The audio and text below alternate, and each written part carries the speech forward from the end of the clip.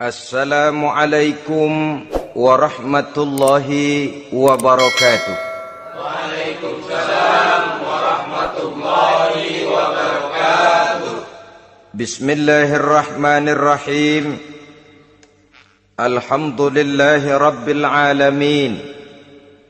Wassalatu wassalamu ala ashrafil anbiya'i wal mursalin, Sayyidina wa maulana Muhammadin wa ala alihi wa ashabihil mujahidin at-tahirin, amma ba'du. Saudara-saudara kaum muslimin seiman dan sekeyakinan yang berbahagia, pada suatu hari seketika sedang berkumpul dengan para sahabat, Rasulullah pernah memberikan peringatan. Beliau bersabda, yushiku an tada'a alaikumul umamu kama tada'al akalatu ala qas'atiha. Pada suatu saat nanti akan datang di tengah-tengah kamu, wahai umat Islam, di mana orang-orang lain di sekeliling kamu akan bersatu mengerubungi kamu seperti bersatunya orang-orang mengerubungi makanan di atas meja hidangan. Akan datang satu saat nanti di mana kondisimu dikepung sedemikian rupa, yang barat mau menerkam, yang timur mau menghantam, yang selatan mau menginjak-injak, yang utara pun akan menjelajah. Kondisimu seperti makanan di atas meja hidangan. Sebagian sahabat merasa heran dan terkejut, lalu mereka bertanya, amin qillati nahnu yawma izin ya Rasulullah? Apakah jumlah kami pada waktu itu sedikit ya Rasul? Kami sampai dikepung sedemikian rupa? Beliau menjawab, bal antum yawma izin katsir. Sama sekali tidak. Kamu tidak sedikit pada saat itu. Bahkan jumlahmu sangat banyak. Kamu adalah mayoritas. Walakinnakum ghusa'un ka ghusa'is sail. Tetapi keadaanmu saat itu persis seperti buih di lautan. Banyak tetapi centang perenang. Banyak tetapi tidak punya daya dan kekuatan. Banyak tapi dipermainkan gelombang lautan, dihempaskan ke tepian pantai tanpa punya makna dan arti. Kondisimu pada saat itu kuantitas yang tanpa kualitas, sehingga orang lain enak saja mengepung kamu. Akidahmu didangkalkan, dibanjiri dengan peradaban dan kebudayaan yang menjauhkan dari agama. Dari segi maksiat dan munkarat seluruhnya mengepung sampai kita melepaskan nilai-nilai Islam kita ini. Dan celakanya, sambung beliau, wal yanzi'anna fi qulubi aduwikumul mahabata minkum. Akan dicabut kehebatanmu di mata musuh-musuhmu, sehingga pada saat seperti itu orang lain memandangmu umat Islam enteng saja, remeh saja, tidak ada apa-apanya. Sudahlah, pokoknya umat Islam sikat saja. Umat Islam enteng, umat Islam kecil, umat Islam tidak ada apa-apanya. Alangkah ironinya, alangkah menyedihkannya, memilukan dan sekaligus memalukan. Umat yang mayoritas ini dipermainkan oleh yang minoritas. Umat yang jumlahnya terbesar, terbanyak, bahkan konon menurut catatan sampai 90%, tapi dipermainkan oleh mereka, kelompok-kelompok kecil ini. Wal yakzifanna fi qulubikumul wahn. Pada saat itu di hatimu dicampakkanlah penyakit wahan. Sahabat kemudian bertanya, wa mal wahnu ya Rasulullah?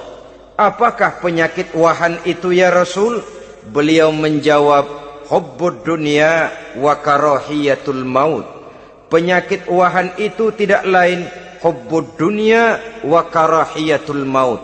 terlalu cinta kepada dunia dan terlalu takut kepada mati. materialistis dan takut resiko.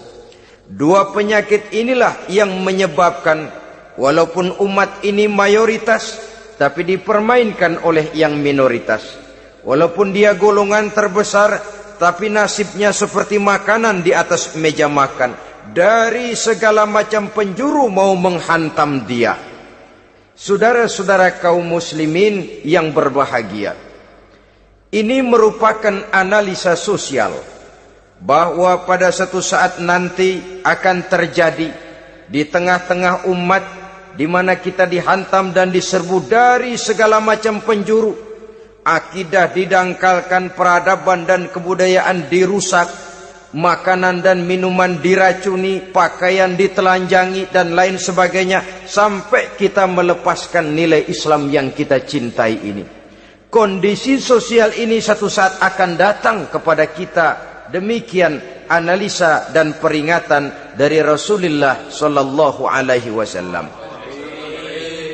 Marilah sekarang kita melihat, adalah benar bahwa di zaman sekarang kita insya Allah tidak akan mengalami perang Badar sehebat yang pernah dialami oleh Rasul dan para sahabatnya. Tetapi sesungguhnya perang yang kita hadapi di zaman sekarang ini tidak kalah hebatnya dengan perang Badar, tidak kurang dahsyatnya dengan perang Uhud, tidak kurang ngerinya dari perang Khandaq.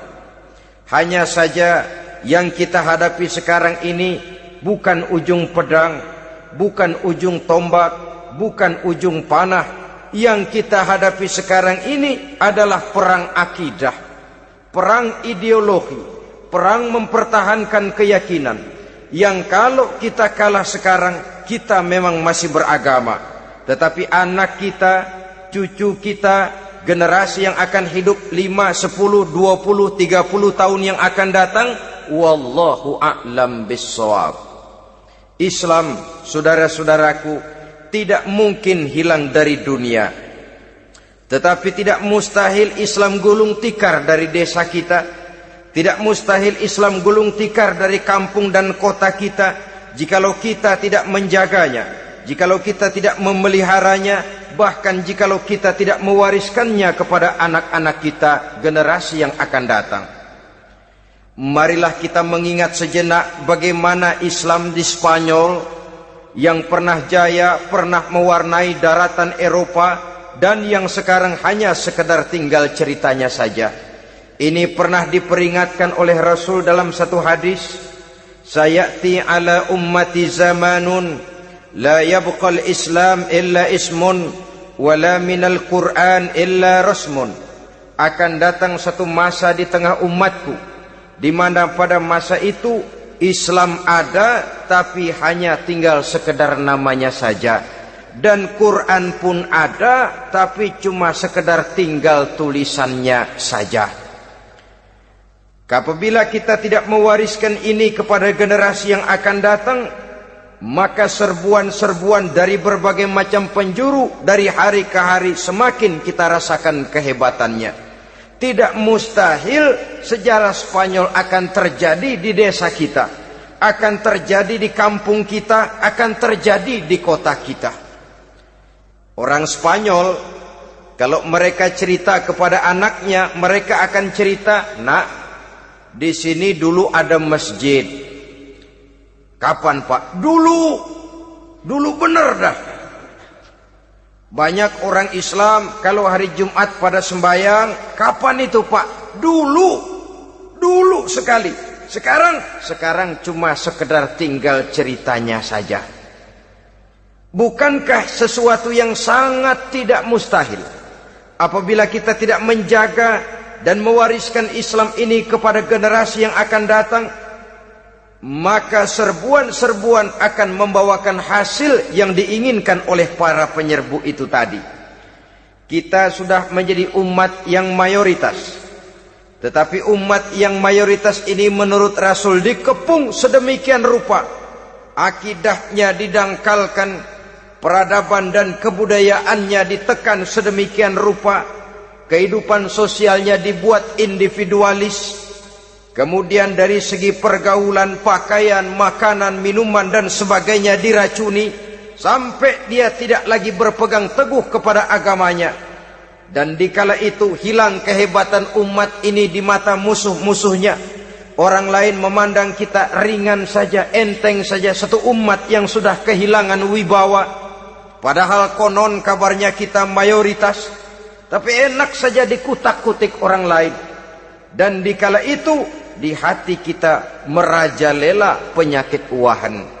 Penyakit wahan itu apa? Pertama, hubbud dunia, terlalu cinta kepada dunia. Terlalu cinta kepada dunia yang menyebabkan kita lupa akan tanggung jawab dan kewajiban, lupa meneruskan dan mewariskan Islam kepada generasi yang akan datang. Kita berlomba hanya untuk mengejar dunia dan seluruh isinya. Baik dia bernama material, baik dia bernama seksual, baik dia bernama pangkat, jabatan dan kedudukan, berlomba-lomba kita di dalamnya. Sampai tercampaklah penyakit hubbud dunia di dalam hati ini. Berurat dan berakar dunia itu, sulit dan berat kita berpisah daripadanya. Akibatnya kemauan untuk berbuat demi dan atas nama agama sangat sulit terwujud di dalam kehidupan ini. Yang kedua, karahiyatul maut, terlalu takut kepada mati. Baik mati ajal, mati dalam artian yang sebenarnya, baik mati usahanya, baik mati karirnya, baik mati pangkat dan jabatannya. Sehingga dengan demikian akibatnya jatuhlah kita menjadi umat yang kehilangan wibawa di mata orang lain.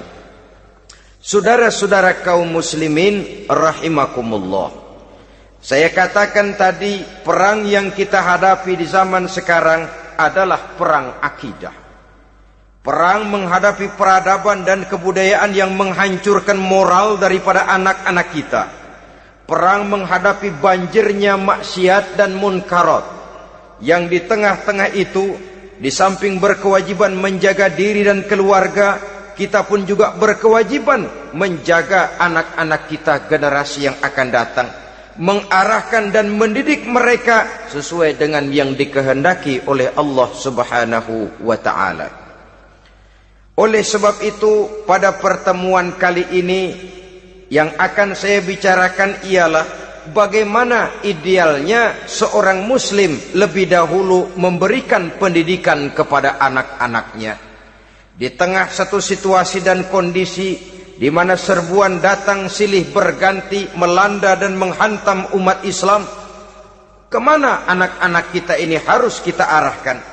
Karena kita orang tua mempunyai tanggung jawab. Anak adalah amanah, menyia-nyiakan amanah adalah dosa, dan dosa itu merupakan satu dosa yang besar. Bahkan orang tua bisa saja masuk neraka kalau tidak bertanggung jawab tentang anak-anaknya. Satu riwayat menjelaskan, ada orang soleh, ngajinya cukup, sholatnya cukup, puasanya cukup, zakatnya cukup, di mana ada majelis taklim hadir, baca Quran hobi, fitnah orang tidak pernah. Di akhirat setelah disidang dia ternyata lebih banyak kebaikannya daripada kejahatannya, maka dia pun diperintahkan dan dipersilahkan masuk ke dalam surga. Giliran anaknya disidang, biang okem nih anak. Ditanya, siapa Tuhanmu? Tidak tahu. Siapa nabimu? Tenyaho. Apa kitabmu? Ora gelem. Kamu pernah sholat? Tidak. Zakat? Tidak. Puasa? Tidak. Judi? Hobi. Zina? Tiap malam. Mabuk? Berat. Wah, brengsek kamu. Kebaikan tidak ada barang sedikit pun, sementara kesalahan dan dosa berlipat ganda. Kamu neraka. Anak ini protes. Benar, saya tidak kenal siapa Tuhan saya. Saya tidak tahu siapa nabi saya. Saya tidak tahu kitab suci dan kiblat saya. Saya tidak sholat, tidak zakat, tidak puasa. Tiap malam saya judi, saya zina, saya mabuk. Tapi saya kerjakan semua itu karena saya tidak tahu dan orang tua saya tidak pernah memberitahu saya. Dia enak-enakan hadir di majelis taklim, saya nyekek botol, didiemin saja. Dia enak-enakan baca Quran, saya zina, didiamkan saja. Saya bukan tidak mau, orang tua saya sama sekali tidak pernah mendidik saya. Dia mau benar sendiri. Maka kalau sekarang saya harus masuk ke dalam neraka, saya menuntut agar orang tua saya ikut sama-sama bergabung dengan saya ke dalam neraka. Gara-gara dia tuh saya jadi begini. Orang tuamu yang mana? Tuh, yang barusan mau ke surga. Ini orang tua yang sudah mau berangkat ke surga dipanggil. Sebentar dulu, Mas. Ini benar anak kamu? Iya, Pak. Waktu di dunia kamu tidak pernah ajarin dia ngaji? Sampai dia tidak kenal Tuhannya, tidak kenal nabinya, tidak kenal kiblat dan kitab sucinya? Iya, Pak. Dia tidak sholat, kamu diamkan saja. Dia tidak puasa, tidak zakat, kamu bersikap masa bodoh. Bahkan dia judi, dia zina, dia mabuk, kamu pun berdiam diri saja. Iya, Pak. Tahukah kamu bahwa anak ini adalah amanah? Menyia-nyiakan amanah artinya khianat, dan khianat adalah dosa yang sangat besar. Kamu tidak bertanggung jawab, maka kamu, anakmu gabung ke dalam neraka. Saudara-saudara kaum muslimin rahimakumullah, itu sebabnya Allah pesan benar-benar, ya ayyuhalladzina amanu qu anfusakum wa ahlikum nara. Hai orang-orang yang beriman, jaga dirimu dan keluargamu, istri, anak, orang-orang yang menjadi tanggung jawab dan kewajiban kita, jaga dan pelihara mereka dari api neraka. Saudara-saudara kaum muslimin, lalu kalau kita orang-orang tua yang hidup di zaman sekarang ini sudah sering beristighfar, mengurut dada, melihat situasi, membaca peta keadaan, konon tantangan yang akan dihadapi oleh anak-anak kita 15, 20, 25 tahun yang akan datang jauh lebih berat dari apa yang kita hadapi sekarang ini.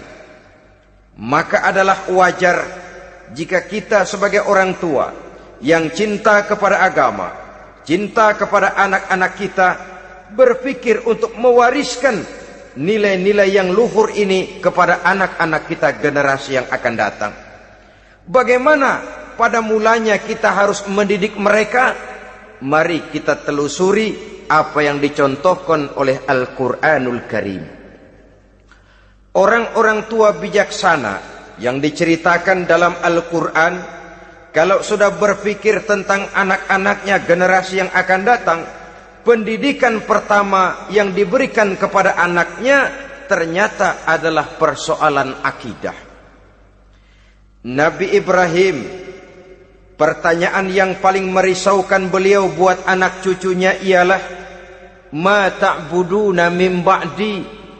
Saudara bisa lihat surah Al-Baqarah ayat 133. Anak-anakku, kalau pada satu saat nanti aku, ayahmu ini sudah tidak ada lagi, meninggalkan kamu semua, meninggalkan kehidupan dunia ini, ma ta'buduna min ba'di, apa yang akan kamu sembah nak kalau ayah sudah tidak ada lagi?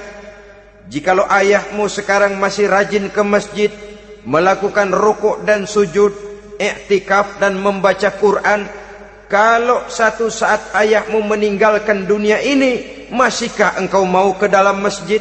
Masihkah engkau rukuk dan sujud? Masihkah engkau i'tikaf? Ma ta'buduna min ba'di, apa yang akan kamu sembah kalau aku ayahmu tidak ada lagi nak? Ditanamkan bukan hanya keyakinan bertauhid, sekaligus juga menyembah kepada Allah yang kita yakinkan dengan tauhid itu tadi.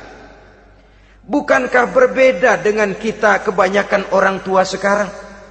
Kita tidak pernah berpikir ma ta'buduna min ba'di. Kalau bapak tidak ada, kamu nyembah apa nak? Kita orang tua sekarang pagi-pagi malah berpikir ma ta'kuluna min ba'di.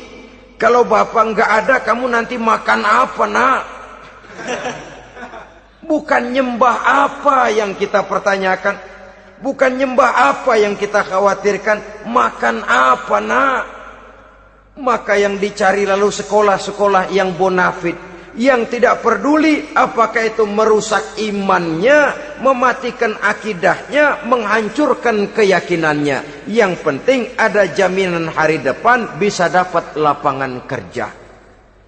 Akibatnya berduyun-duyun orang-orang tua muslim menyekolahkan anaknya di sekolah-sekolah yang bukan Islam, yang nyata-nyata membahayakan akidahnya. Dididik dengan kultur dan budaya yang bertentangan dengan nilai-nilai agamanya. Bukankah ini berarti merelakan anak untuk dikafirkan? Bukankah ini artinya menyerahkan anak untuk ditulis menurut selera para pendidik yang tidak sesuai dengan nilai akidah yang dimilikinya?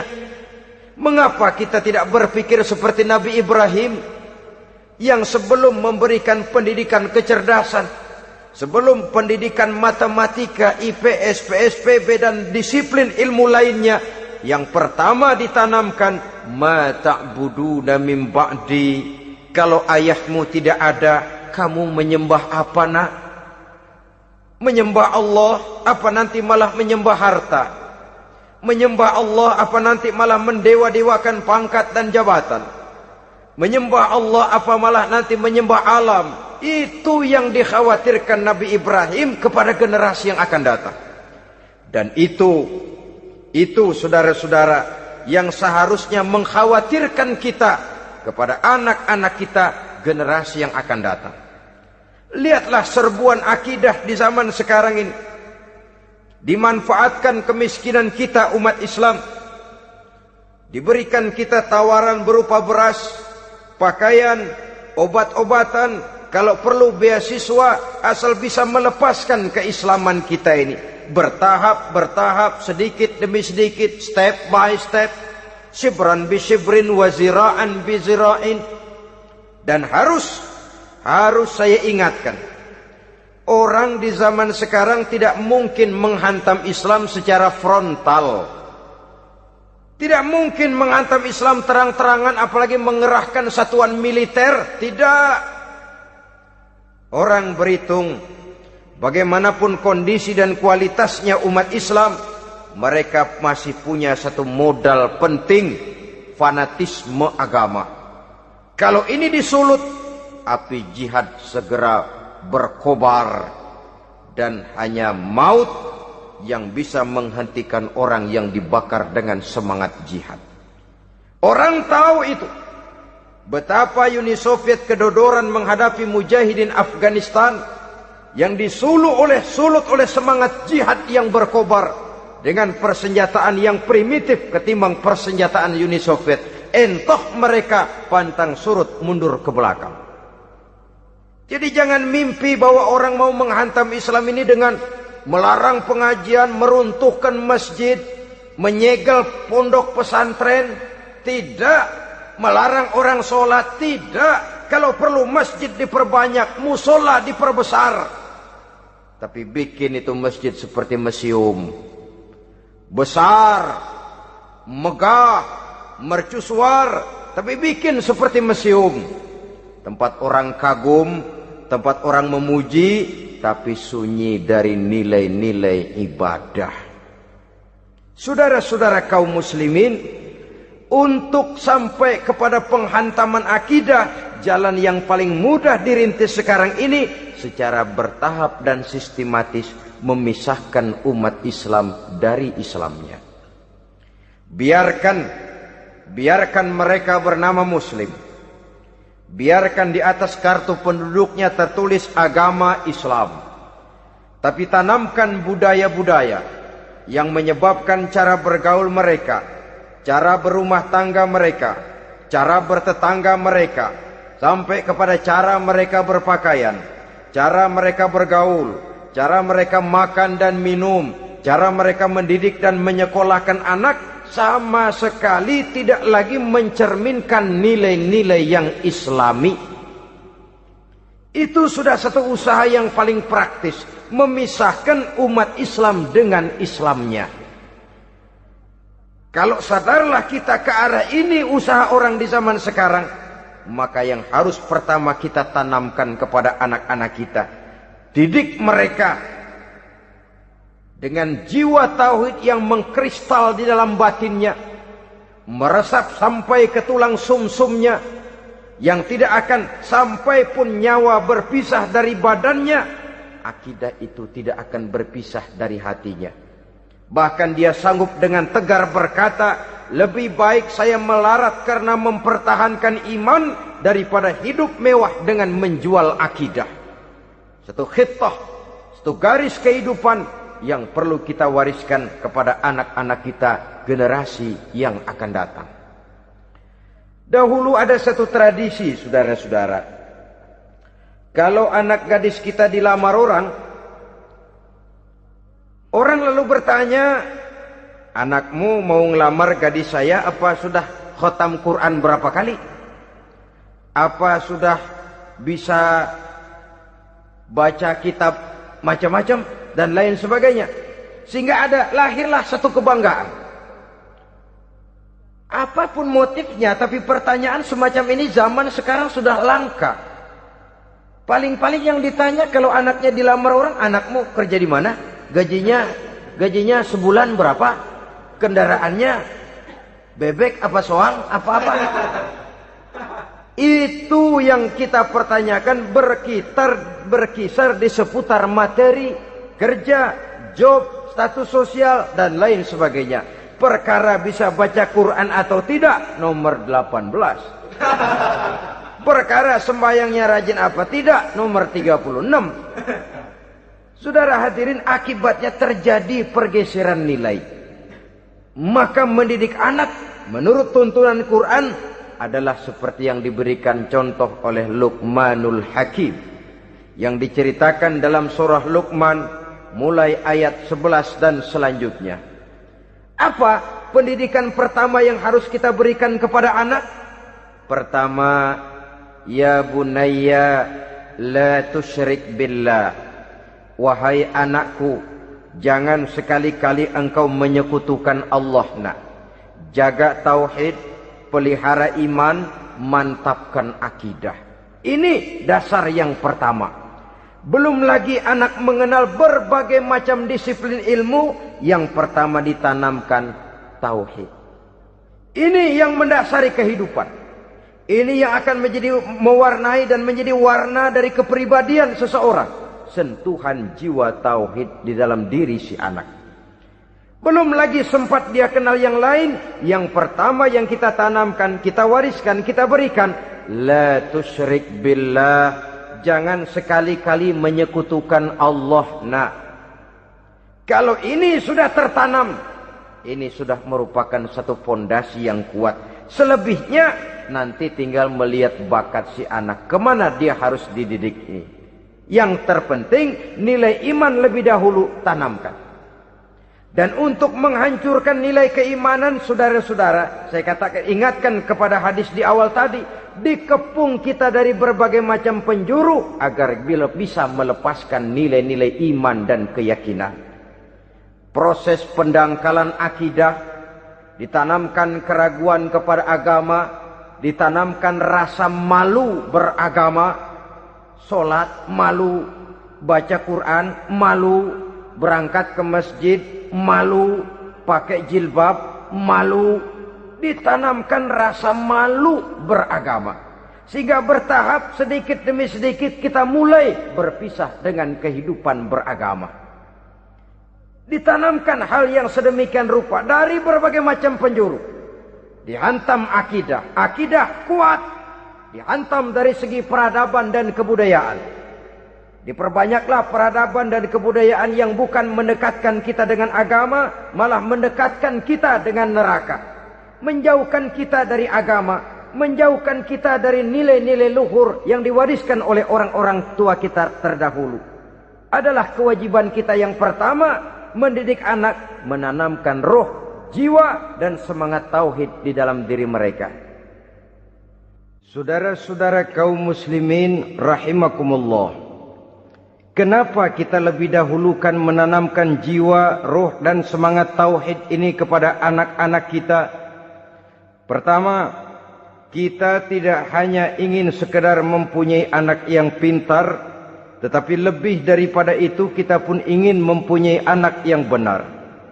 Segala macam disiplin ilmu, segala macam bentuk penalaran ilmiah dan pengisian intelektualitas manusia mungkin di satu sisi akan membuat dia pintar, tapi di sisi lain belum tentu akan membuat dia benar. Nabi pernah memberikan peringatan, man izdada ilman walam yazdad huda lam yazdad minallahi illa bu'da. Orang yang hanya bertambah ilmu pengetahuannya tapi tidak bertambah hidayah dari Allah, tidak makin mantap keimanannya, maka seluruh nilai-nilai ilmunya hanya akan menjauhkan dia dari Allah Subhanahu wa taala. Dan adalah lebih merupakan azab daripada nikmat kalau kita diberikan ilmu pengetahuan yang hanya akan menyebabkan kita semakin jauh dari Allah Subhanahu wa taala.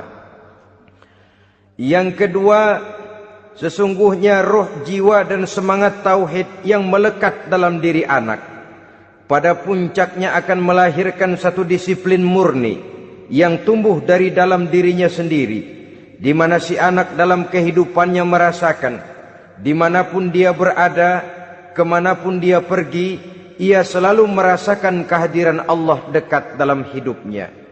Ia sadar sesadar-sadarnya bahwa tidak ada satu perbuatan yang bagaimanapun kecilnya yang bisa disembunyikan dari kekuasaan Allah Subhanahu wa taala. Yang ketiga, dengan penanaman roh, jiwa dan semangat iman ini, maka diharapkan anak-anak nanti pada pertumbuhannya sanggup mengendalikan hawa nafsunya. Dengan kata lain, bahwa penanaman jiwa tauhid, penanaman roh dan semangat keimanan ini merupakan kondisi dasar yang harus dilakukan sebelum yang lain-lainnya. Kemudian pendidikan kedua yang diberikan oleh Al-Quran melalui contoh dan model dengan Luqmanul Hakim ini, setelah menanamkan tauhid, ditanamkanlah kepada si anak ini rasa hormat kepada orang tuanya. Wa wassaynal insana biwalidayhi, dan kami wasiatkan kepada manusia untuk berbakti kepada ibu bapaknya. Hamalathu ummuhu wahnan ala wahnin, karena ibunya telah mengandungnya dengan kepayahan di atas kepayahan. Maksudnya dengan kepayahan dan kelelahan yang berlipat ganda. Sehingga ketika Rasul ditanyakan orang, "Ya Rasul, siapa yang paling harus saya taati di dunia ini?" Beliau menjawab, "Ibumu." Kemudian, "Siapa lagi ya Rasul?" "Ibumu." Setelah itu, "Siapa lagi ya Rasul?" "Ibumu." Dan kemudian, "Siapa ya Rasul?" "Bapakmu." Ibu, ibu, ibu, bapak. Bahkan al-jannatu tahta aqdamil ummahat, surga berada di bawah telapak kaki ibu. Bagaimana menanamkan rasa hormat kepada orang tua di hati anak? Tentu yang pertama, bagaimana orang tua bisa memberikan keteladanan. Marilah kita sebagai orang-orang tua ini menyadari bahwa sebelum anak kenal sekolah dasar, sebelum anak kenal TK, ibtidaiyah, sanawiyah sampai kepada perguruan tingginya, yang pertama dia kenal adalah lingkungan rumah tangganya, gurunya adalah ibu bapaknya. Di sini berlakulah apa yang dinamakan keteladanan.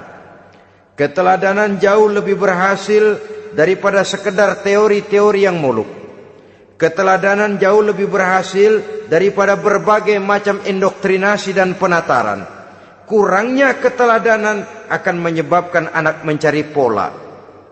Apabila kita orang tua ini tidak bisa memberikan keteladanan yang baik kepada anak-anak kita, maka pada suatu saat anak-anak akan menganggap enteng dan kehilangan wibawa kita sebagai orang tua di mata mereka. Dikala itu akan sangat sulit kita membentuk kepribadian mereka. Bukankah di zaman sekarang ini kita banyak mengalami krisis wibawa, krisis figur? Ada yang karena rapotnya merah melulu, gurunya dikeroyokin. Pak guru pulang sekolah dicegat. Bahkan nyaris ada orang tua pernah dibunuh oleh anaknya sendiri. Dan lain sebagainya, kasus-kasus yang sebenarnya tidak perlu terjadi, karena memang bukan saja bertentangan dengan nilai budaya kita sebagai bangsa, tapi juga bertentangan dengan ajaran agama kita sendiri.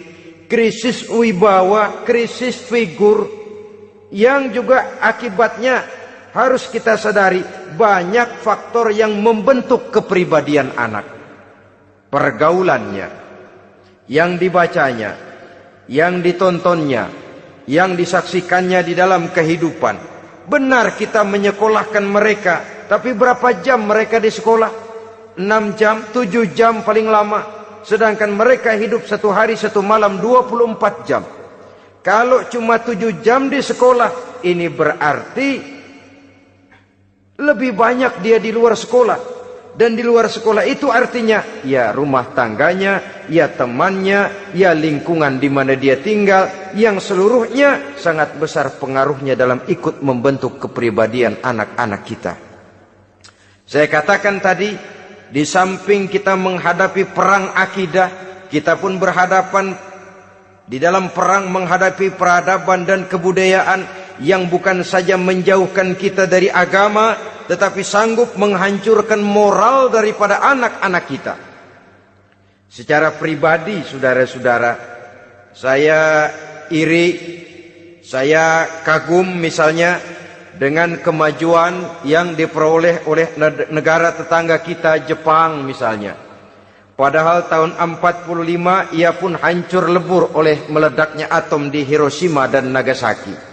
Tapi bagai satu tenaga raksasa kemudian Jepang bangkit menjadi satu negara superpower di Asia.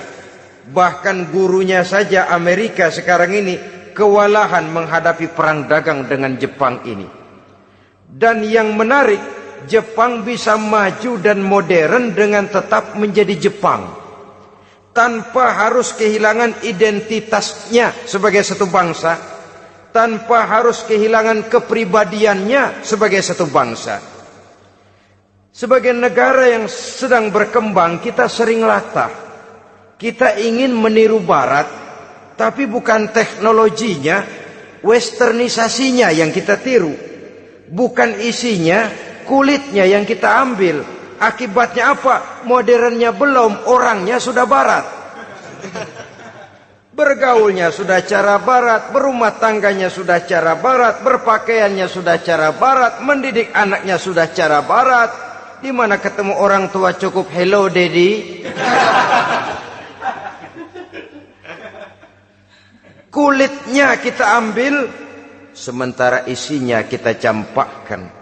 Ironi dan menyedihkan. Padahal kita sesungguhnya bisa maju dan modern, bisa mengejar segala ketinggalan dan keterbelakangan kita, dengan tetap menjaga nilai-nilai luhur budaya kita sebagai satu bangsa, mengambil isinya, dan kalau memang tidak perlu, lalu mencampakkan kulitnya. Pengaruh peradaban dan kebudayaan yang menghancurkan moral daripada anak-anak kita, oleh pesatnya arus teknologi, oleh pesatnya arus komunikasi, di mana hal-hal yang terjadi di belahan dunia lain dapat kita saksikan hari ini juga melalui layar televisi. Yang terjadi di Amerika, di Eropa, di Afrika, di ujung dunia yang paling ujung sekalipun. Di ujung dunia yang paling ujung, hari ini kejadian, hari ini sudah bisa kita saksikan. Pesatnya arus komunikasi, kalau jatuh ke tangan anak-anak kita yang belum mempunyai filter, daya saring positif, akan dicerna oleh mereka tanpa memilah dan memilih. Akibatnya orang kampung bilang kelolodan. Makan nggak dikunyah lagi. Tentu saja akhirnya kelolodan, dan kalau sudah kelolodan menyusahkan kita seluruhnya.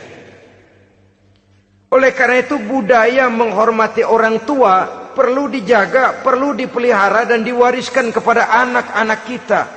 Tali silaturahmi sehingga ada respeknya kepada orang tuanya. Jangan bapaknya dianggap CS, ibunya dianggap CS, kakeknya dianggap CS.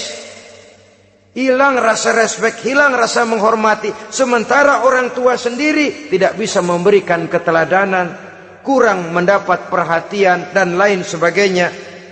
Apalagi kalau baik ibu maupun bapak adalah orang-orang karier yang setiap hari sibuk menghadapi tugas masing-masing. Bapak sibuk rapat, pindah kantor sana kantor sini, ibu sibuk arisan, besarlah anak-anak di tangan pembantu dan lain sebagainya, sehingga dia merasa kurang mendapat perhatian, dan ini akan ikut membentuk warna dari kepribadian yang dimilikinya. Sampai kepada pelosok-pelosok desa, jaringan televisi memang menguntungkan. Tapi kalau sudah sampai kepada menayangkan budaya-budaya yang tidak sesuai dengan pola di mana mereka tinggal, pola lingkungannya, dan ingin mereka terapkan dalam kehidupan, ironi dan menyedihkan. Maka sering dikatakan, jikalau ABRI masuk desa, rakyat beruntung. Jikalau listrik masuk desa, rumah jadi terang. Jikalau koran masuk desa, rakyat jadi cerdas. Jikalau hakim masuk desa, rakyat lalu sadar hukum. Tapi jikalau maksiat dan munkarat masuk desa, minuman keras masuk desa, judi masuk desa, pelacuran masuk desa, rakyat tentu kiamat. Dan kita harus punya budaya untuk memilah dan memilih, mempunyai filter untuk jadi daya saring positif. Oleh karena itu saudara-saudara, tahap kedua setelah menanamkan jiwa tauhid kepada anak, tanamkan rasa hormat kepada orang tuanya. Orang tua itu ibu bapaknya, orang tua itu guru-gurunya yang mengajarkan dia, atau yang dianggap tua yang lebih senior dari dia. Karena tidak ada satu peradaban yang berdiri sendiri. Bagaimanapun maju dan modernnya kita sekarang, tentu merupakan mata rantai yang berkaitan dari generasi terdahulu. Ini yang kedua. Setelah tauhid, berbakti kepada ibu dan bapak. Tidak ada satu kebahagiaan yang bisa ditegakkan di dunia ini tanpa doa, tanpa restu daripada ibu dan bapak. Ini keramat hidup. Doanya dikabul Allah dan kutuknya juga dikabul oleh Allah Subhanahu wa taala. Jadi mendidik anak setelah menanamkan jiwa tauhid, menanamkan rasa hormat dan taat berbakti kepada ibu bapaknya. Itu yang kedua. Kemudian yang ketiga, melalui model Luqman, Quran mendorong kita untuk mendidik anak, menanamkan etika otonom. Apa itu? Ya bunayya, innaha in taku mithqala habbatin min khardalin fatakun fi sakhratin aw fis samawati aw fil ardi ya'ti biha Allah. Wahai anakku, sesungguhnya kalau ada satu kebaikan yang kamu kerjakan, kecil, tidak nampak oleh pandangan mata yang zahir, yang kecil itu tersembunyi di puncak langit, di dasar bumi yang paling dalam, atau di tengah batu hitam sekalipun, Allah pasti mengetahuinya dan pasti akan memberikan balasan yang seadil-adilnya. Pendidikan apa ini? Pendidikan moral, menanamkan etika otonom. Nah, kau berbuat baik jangan karena dilihat orang. Kau tidak mau melakukan kejahatan jangan cuma karena ada polisi. Kalau ada polisi kau tidak mau jahat, kucing juga begitu. Coba lihat kucing, taruh ikan asin di piring kaleng, tongkrongin. Aduh, kucing kalem, sopan, tenang. Sedikit kita lengah, habis ikan digarap. Tapi ditanamkan satu kesadaran, kemanapun kau pergi, nak, apapun yang kau kerjakan, tersembunyi di tengah batu, di dasar bumi, di puncak langit, Allah pasti tahu. Dalam bahasa yang ringan, nak, Kita ini diawasi oleh 2 hiperkomputer yang maha sensitif. Produksi langit, mereknya Rokib dan Atid. Itu komputer yang sangat peka dan sensitif. Jangankan kita berbuat, kita berniat baik saja, komputer sudah nyatet sendiri. Inilah yang orang sekarang namakan waskat, pengawasan malaikat. Kalau hidup sudah merasa diawasi oleh malaikat, waskat berhasil. Tapi kalau waskat sudah diawasi malah nekat, itu yang gagal.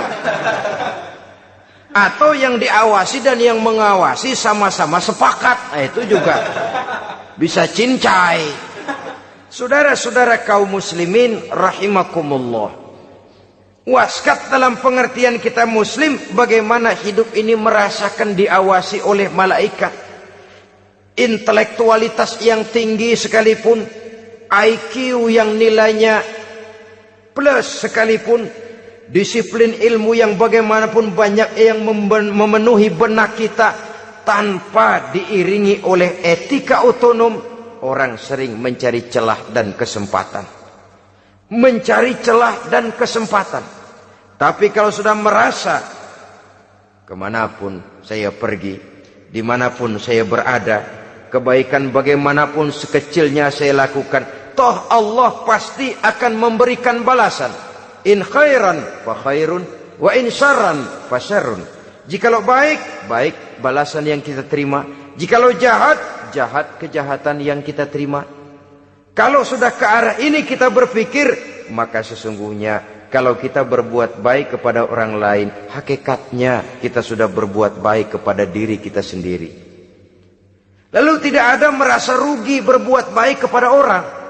Karena manakala dia melakukan kebaikan kepada orang lain, artinya dia sudah berbuat baik untuk dirinya sendiri. Jadi setelah tauhid, kemudian berbakti kepada ibu bapak, yang ketiga baru pendidikan tentang akhlak, tentang moral. Pola ini yang sering terlupakan oleh kita, bahwa bagi kita itu pendidikan tidak lain upaya mencerdaskan otak anak. Jangan sampai sebab ini kelihatannya pembangunan makin maju, persaingan hidup makin tajam, tensi ekonomi semakin tinggi, sementara jumlah tenaga kerja dengan lapangan kerja yang tersedia jauh dari mencukupi.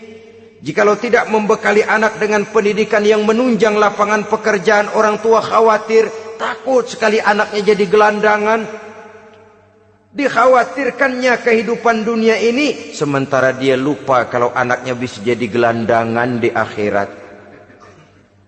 Padahal selama-lamanya gelandangan di dunia, paling seumur manusia itu 60 tahun, 70 tahun lah umur orang sekarang. 70 itu sudah luar biasa itu.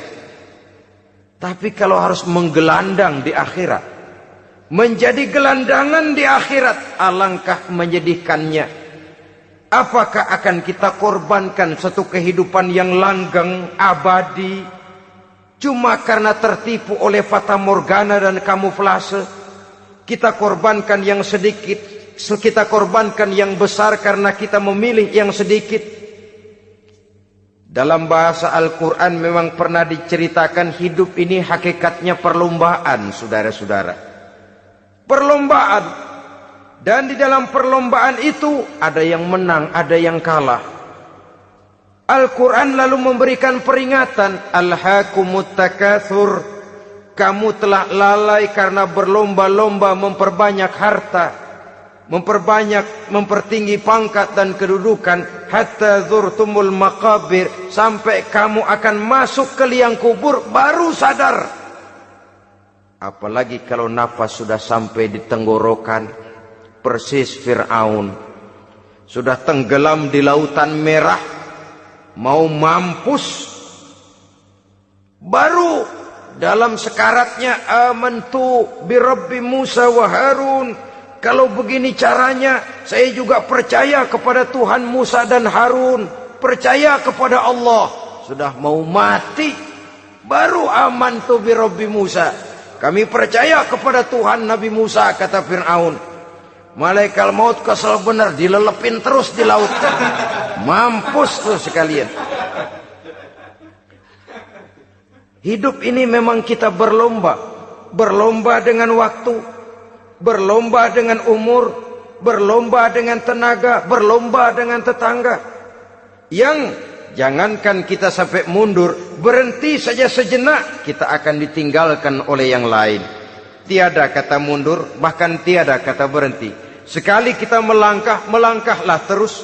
Tapi berlombalah seperti yang dikehendaki Quran. Fastabiqul khairat. Berlomba-lombalah di dalam kebajikan. Jangan berlomba-lomba di dalam kemaksiatan, kemunkaran, kejahatan. Berlombalah dalam urusan kebaikan. Saudara-saudara kaum muslimin rahimakumullah. Tauhid, berbakti kepada ibu bapa, kemudian pendidikan tentang moral. Apabila pendidikan tentang moral sudah tertanam, barulah lihat bakat si anak. Kemana bakatnya? Anak saya kelihatannya dari kecil demennya main bedil-bedilan saja. Beri kali itu. Kirim ke Magelang, masukkan akabri. Tapi dengan syarat 3 itu tadi. Iman sudah tertanam, rasa bakti kepada ibu bapak sudah ada, dan punya nilai moral. Sehingga boleh jadi nanti dia menjadi jenderal yang beriman, yang berbakti kepada ibu bapaknya, dan punya moral yang tinggi. Kan lebih baik rakyat rendah tapi akhlaknya tinggi, daripada pejabat tinggi tapi moralnya rendah. Jauh lebih baik rakyat rendah punya moral tinggi ketimbang pejabat tinggi punya moral rendah. Nilai moral ini yang jadi ukuran dan barometer di masyarakat. Yang ini yang sering kita lupakan, bahwa kehancuran satu bangsa dimanapun di dunia ini selalu dimulai dengan kehancuran moral daripada bangsa itu sendiri. Sekarang membina nilai moral ini berat. Gadis kita, remaja, putri, diberikan pakaian jilbab, mungkin dia sendiri masih setengah-setengah, ditambah lagi oleh ledekan temennya. Jilbab lah kuno. Bau sorga lah, bau masjid lah, bau menyan lah. Ditanamkan rasa malu untuk hidup dekat dengan agama. Kalau moral semacam ini sudah tertanam, sedikit demi sedikit kita mulai mengucapkan selamat tinggal kepada agama. Dan kemalangan apa yang lebih malang kalau kita sudah jauh dari agama ini? Bukankah Islam telah menyelamatkan manusia dari penyakit jahiliyah dan membawanya kepada satu kehidupan yang maju dan modern? Kalau kita tinggalkan Islam ini, bukankah artinya kita akan kembali kepada satu zaman jahiliyah? Hanya saja jahiliyah itu berada di abad modern. Versinya tentu lebih modern. Kalau zaman jahiliyah dulu mabuknya pakai arak, zaman sekarang sudah macam-macam orang bisa mabuk. Kalau zaman jahiliyah dulu anak perempuan dikubur hidup-hidup, zaman sekarang kadang-kadang belum sempat lahir ke dunia, malah sudah dibunuh lebih dahulu. Versinya saja yang berbeda. Kalau di zaman jahiliyah dahulu manusia menyembah batu yang bernama Latta, Uzza, Manat dan Hubal. Di zaman jahiliyah modern sekarang ini, orang sering menyembah kepala bagiannya, sering menyembah atasannya, sering menyembah komputer, sering menyembah teknologi modern yang lebih diyakininya daripada Allah sebagai keyakinan sentral di dalam hidupnya. Saudara-saudara kaum muslimin rahimakumullah. Jadi yang ketiga, nilai moral yang ditanamkan kepada anak-anak kita supaya dia bisa menghadapi tantangan-tantangan hidup yang semakin berat ini dengan tetap berpegang teguh kepada nilai-nilai moral yang diwarnai oleh jiwa keimanannya yang bersumber dari ajaran agamanya. 3. Kemudian yang keempat, barulah tatanan kehidupan sehari-hari. Apa kata Luqman? Ya bunayya aqimis shalah. Setelah bertauhid, berbakti kepada ibu bapa, punya nilai moral. Ya bunayya aqimis shalah. Nak, dirikan solat. Rumah tangga muslim. Anak berumur 7 tahun sudah berani meninggalkan solat. Kata Nabi, pukul. Bukan untuk menyakiti, untuk mendidik. Karena sayang kepada anak. Saudara-saudara, kita khawatir betul kepada anak. Kalau dia pulang dari sekolah, buru-buru kita sebagai orang tua bertanya, sudah makan nak? Sudah istirahat nak? Tapi jarang kita sebagai orang tua melontarkan, sudah sholat nak? Bahkan kita bisa memberikan sugesti kepada anak. Nah, kalau kau naik kelas 1 sampai naik ke kelas 2, bapak beliin sepeda. Tamat SD nak, motor. Tamat SMP nak, ke Bali kita. Tamat SMA nak, Singapura. Saudara-saudara, tapi kalau untuk urusan sholat misalnya, kita tidak pernah memberikan sugesti kepada anak-anak kita. Nah, kalau kau hafal Fatihah lengkap dengan artinya, bapak beliin sepatu. Nah, kalau kau bisa sholat dengan baik, cukup syarat rukunnya, bapak beliin sepeda. Ada rangsangan, ada sugesti yang membuat anak lebih tergerak untuk hidup dalam suasana keagamaan. Ya bunayya aqimis sholah, nak dirikan sholat. Sebab ini sandaran vertikal yang paling langsung antara manusia dengan Tuhannya. Menyadari bahwa sepanjang yang bisa dilakukan oleh manusia hanyalah berusaha dan berusaha, dan kepastian sepenuhnya ada di tangan Allah.